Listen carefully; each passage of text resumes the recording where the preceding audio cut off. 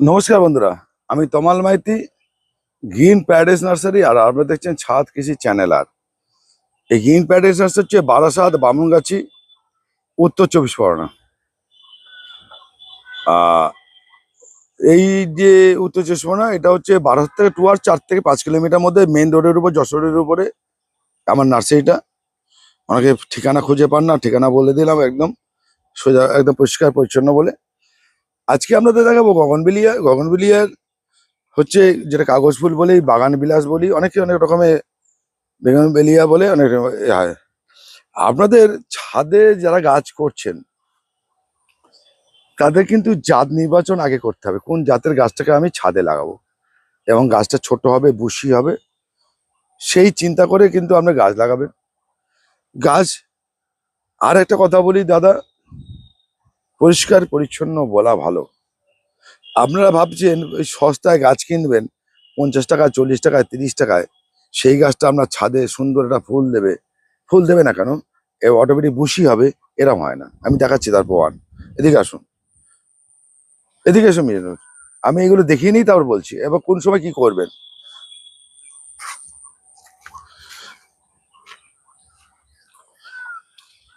এইখানে গাছ দেখুন, এই গাছগুলোকে খুব ছোট জায়গায় বুশি হবে না কেন, এর ডালটা দেখুন, এটা লম্বা হওয়ার প্রবণতা সবসময় ডবল লম্বা হয়। একে কেটে কেটে আমরা ছোট করতে হয়। এটাও কিন্তু দেশি প্রজাতির গাছ, মানে এটা ইন্ডিয়ান প্রজাতির গাছের একটা গাছ। এটাকে কেন কেটে কেটে আমরা বুশি করেছি। এই যে এরকম গোড়া দেখুন, এটা এরকম ঝাঁকড়া করেছে। কিন্তু এই গাছটা কিন্তু আমি ছোট গাছ দেখাই, এই গাছটা অটোমেটিক কিন্তু বুশি হয়। এটা কিন্তু একটু ঝোপালো হয়, এর ফুলটা এরকম। তো এই গাছগুলোকে যদি আপনি নির্বাচন করার সময় আপনাকে ঠিক করে নিতে হবে, আমি কোন গাছটা ছাদে করব, কোন গাছটা পাঁচিলে ধারে দেবো, কোন গাছটা আমি গেটের উপর তুলবো। এইবার দেখাই, এখানে যতগুলো গাছ আছে দেখাচ্ছি, সবই কিন্তু ডব ভ্যারাইটি গাছ, রিপিটেড ব্লুমিং, রিপিটেড ব্লুমিং। এটা ছোট ছোট গাছ হয়, রিপিট করে 3 বার 4 বার করে ফুল দেয় বছরে, এসব রিপিটেড ব্লুমিং।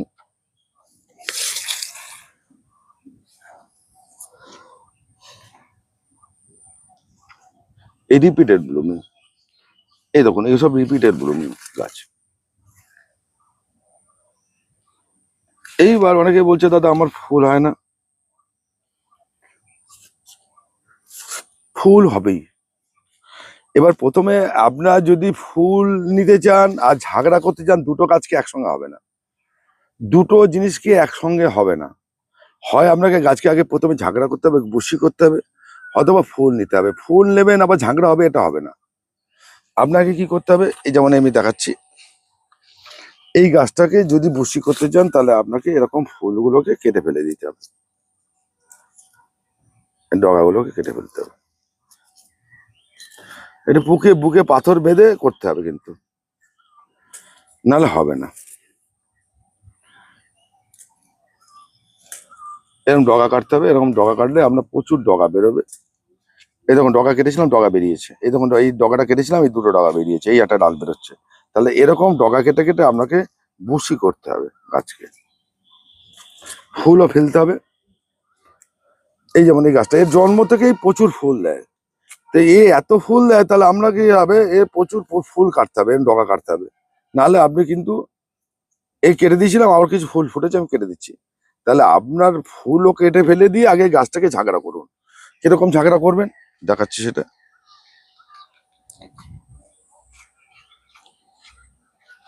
এই দেখুন, এই গাছটা আমি ফুল কেটে ফেলে দিচ্ছি, সব ফুল কাটা, এই ডগা কাটা, এই দেখুন ডগা কাটা, এই ডগাগুলো কাটতে হবে এরকম করে, তবেই আপনার গাছটাকে বুশি হবে, গোল হবে। এবার হচ্ছে দাদা আপনি সব গাছে তো কাটেননি কেন, আমি একটু ফুলটা দেখে নিই, আমি এই কেটে দেবো, সব গ্রাফটিং করে নেবো, সেই জন্য আমি আরো কিছু দেখাই। এই দেখো,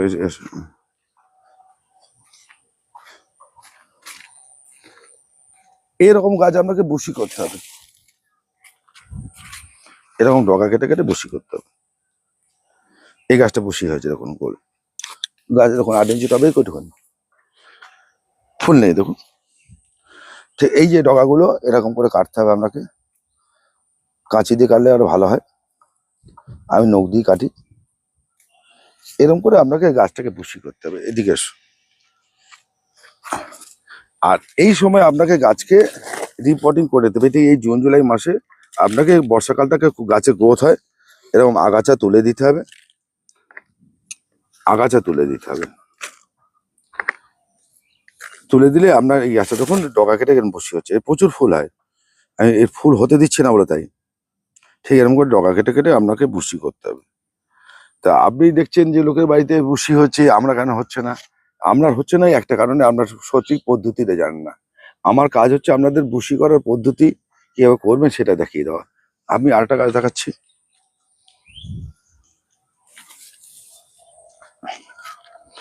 দেখুন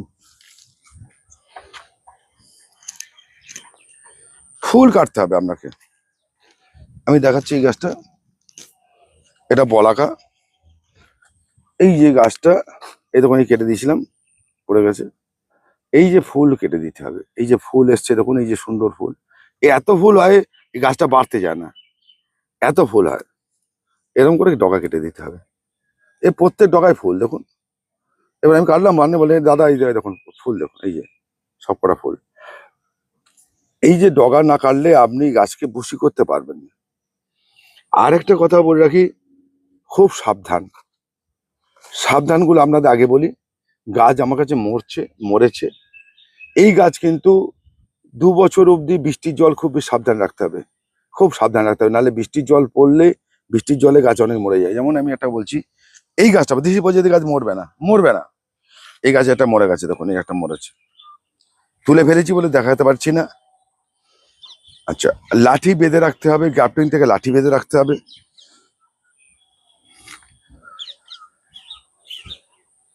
এখানে আরেকটা গাছ মরেছে আমার, এরকম দামি গাছ আমার মরেছে। সেই মারা যাওয়া গাছগুলোকে আমি দেখাতে পাচ্ছি না, তুলে ফেলেছি বলে। এই দেখুন, এই একটা গাছ এখানে আছে আছে, এই দেখুন এইখান থেকে গ্রাফটিংটা ছিল, এই দেখুন এই যে গ্রাফটিংটা, এই গাছটা মরে গেছে, দামি গাছ। এবার এই এলা বেরিয়ে গেছে, এলা বলতে এটা দেশি প্রজাতি, এটা চিত্রা। আমি এটা রেখে দিয়েছি, এটা কলম করবো বলে, তাই জন্য এই চিত্রাটা আবার কলম করে দেবো, সেই জন্য। দেখুন, এই ধরনের কিন্তু সাবধান অবলম্বন করবেন অতি অবশ্যই। এই প্রজাতির গাছগুলোকে ফাঙ্গিসাইড স্প্রে করবেন। আপনাদের সতর্কীকরণ অনেকে কেন করছি বলছি, যে আমার হয়েছে, আপনার তাতে না হয়, আপনার যাতে না মরে। দেখুন এই ফুলটা দেখুন, এটা আমি ডালটা রেখে দিয়েছি, এটা কেটে ছোট করব। ফুল দেখুন, একটা থোকাতে কিরকম থোকা থোকা ফুল হয়, দেখেছেন ফুলের কি সুন্দর কালার আর থোকা। তা এইটাকে বুশি না করতে পারলে, এই লম্বা করে ডাল বেরোলো, তার থেকে একটা ফুল হলো, ভালো লাগবে না, বুশি করতে হবে আপনাকে, ঝাগড়া করতে হবে। আচ্ছা, এইবার অনেকেই বলছে দাদা সবাই তো ভালো গাছ দেখায়, আমি কেন খারাপ গাছ দেখাই? এটাই আমার বৈশিষ্ট্য, সবাই তো ভালো দেখায়, আমি নাহলে খারাপই দেখাই। আমি একটা খারাপ লোক, খারাপ গাছ দেখাই ওই জন্যে। কেন? যাতে আপনি বেঁচে যেতে পারেন, এর থেকে উদ্ধার হতে পারেন, উদ্ধার হতে পারেন। এবং আপনার গাছ অনেকে ভেঙে যাচ্ছে, এবার দেখাচ্ছি দেখুন, আমার গাছ ভেঙেছে কিভাবে, জলে, আমার নিজেরই জলের পাইপ লাইন লেগে ভেঙেছে, সেটা লাঠি বাঁধা ছিল না। আসুন এই রে দেখুন, এই লাঠি বাঁধা ছিল না, এখান থেকে গ্যাপটিংটা পড়ে গেছে, খুলে এখান থেকে গাছটা বড় গাছ, ঝাঁকড়ালো গাছ, খুলে চলে এসছে। গ্যাপটিং গাছে যেতে হাড়ের সঙ্গে মিশবে, তখন মেয়ের সময় পায়নি, এই জন্য লাঠি বাঁধা ছিল না। এগুলো তো লাঠি বাঁধা নেই, এই লাঠি বাঁধা না কারণে এখান থেকে যেই পাইপটা পড়েছে এখান থেকে খুলে চলে এসছে, দামি গাছ, বড় গাছ। এবার এই যে গ্যাপটিংটা, এই গ্যাপটিংটা যখনই রাখবে এইখান থেকে এটার সঙ্গে লাঠি বেঁধে রাখতে হবে অতি অবশ্যই, নাহলে কিন্তু এখান থেকে পট করে খুলে চলে যাবে। এইবারটা দেখুন, এই লাঠি বাঁধা ছিল না, আমার ডালটা ভেঙে গেছে এই গ্যাপটিং থেকে, এখান থেকে এরকম ভেঙে গেছে, এটা ভেঙে গেছে,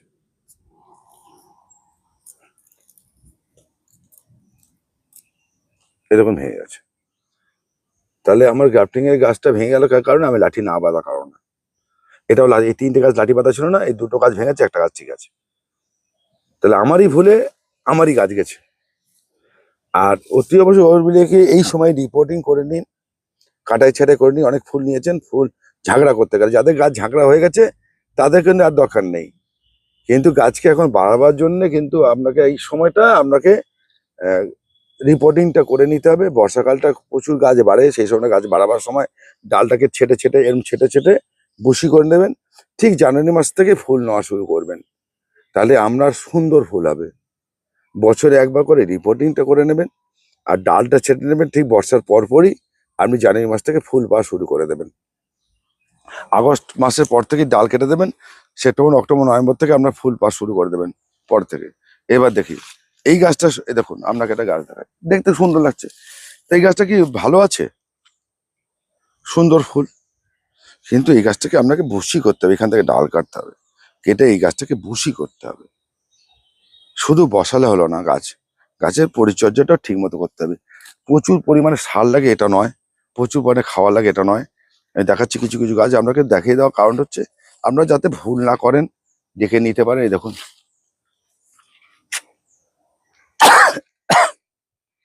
এবার মাটি তৈরি করবেন কি করে, মাটিটা তৈরি করে নিন। করে নিয়ে আপনাদের বলা আছে, ভিডিও দেওয়া আছে বেগুনভিলিয়ার মাটি কিভাবে তৈরি করবেন বা মিডিয়ায় তৈরি করবেন। এবার আপনি বললেন দাদা গাছটা মরলো কি করে। বেগুনভিলিয়া যত ভাই ভ্যারাইটি, যত গ্রাফটিং এর গাছ, এটাকে সবসময় 50% সিংডার দেবেন। সিংডার দিয়ে করবেন, সিংডার আর হচ্ছে আপনার ভার্মি কম্পোস্ট আর পাতা সার, এটা দিয়ে গাছ করলে আপনার সুন্দর হবে গাছ, অসুবিধা হবে না।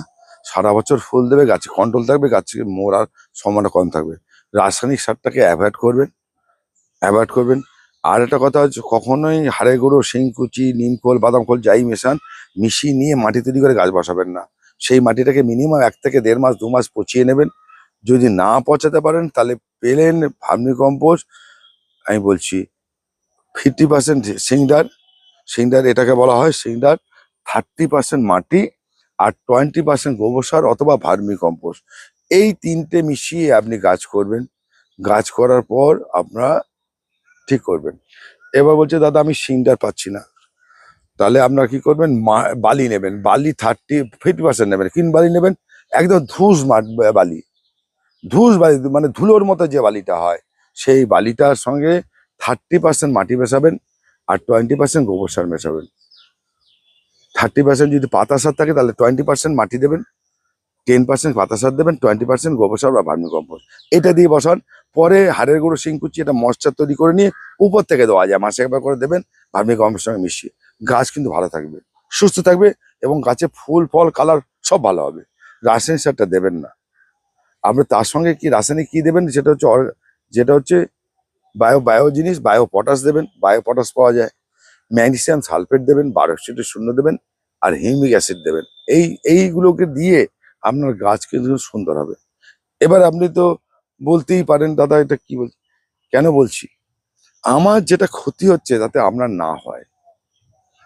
দাদা আমি পরিষ্কার কথা বলছি, সোজা কথা বলছি,